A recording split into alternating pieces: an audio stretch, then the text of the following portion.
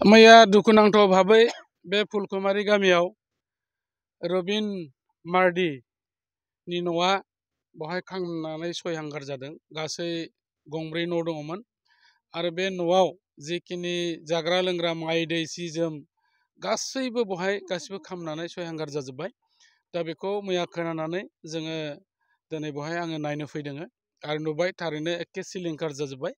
दा बे दुखुथिया न'खरा थानो थाखाय जेबो गैया आरो जानो थाखायबो बिराद उसुबिदा जाबाय। मैयाबो एसे रेसन होफैनाय जादों, सि जोमबो होफैनाय जाबाय आरो दिनै फैनानै ट्रिपालबाव होनाय जादों। मोननै ट्रिपाल लोगोसे गाननो माखासे जि जोम होनाय जाबाय आरो सरकारनि तरफनिफ्राय गासैखौबो अनसुंथाइ होनो थाखाय दा नायदिंगासिनो दङ।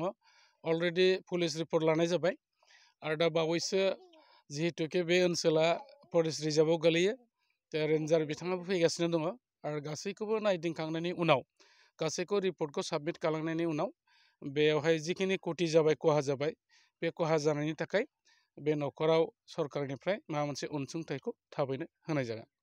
फुंबिलि समावबो गुबुन मोनसे जायगायाव थांनाय नुदोंमोन, मा जायगा? दिनै आरोबाव जोङो मोनसे जायगायावहाय दहाय फुङावहाय नायबोदों, बे जाबाय हावरिया पेट नाम्बार 2। बावहायबो दाखालि अर खामनानै पार्टलि बिनि न'आ एसे खहा जादों आरो बेखौबो दाखालि सरकारनि फालनिफ्रायबो नायनाय जाबाय। नाथाय आङो मोनसे जायगायाव थानायखाय फैनो मोनाखै। दिनै बे गामियावबो थांनानै जोङो नायबोबाय आरो लोगोसेयै बिथांमोननोबो जि जोम जों राननानै होबोदों आरो मण्डल रिपर्टखौबो दिनैनि गेजेरावबो बै न'खरनिखौबो खालामनाय जागोन। गतिके मोननै न'खरनो सरकारनि तरफनिफ्राय जिखिनि जोङो अनसुंथाइ होनांगौ रिपर्ट अनुजायै बेखौहाय होनाय जागोन। मा जाहोनजों अरखौ खोमदों होनना नोंथाङा सानो? दा मोननै दाबनै जायगा, हास्रावबारि नाम्बार 2आव हावरिया पेट नाम्बार 2नि खामनाया जाहैबाय कारेन्टनि सर्ट सार्किट जानानै जादों होननानै जों मिथिनो मोन्दों आरो नैबेना जाहैबाय खाथियावनो मोनसे हाग्रा दङ।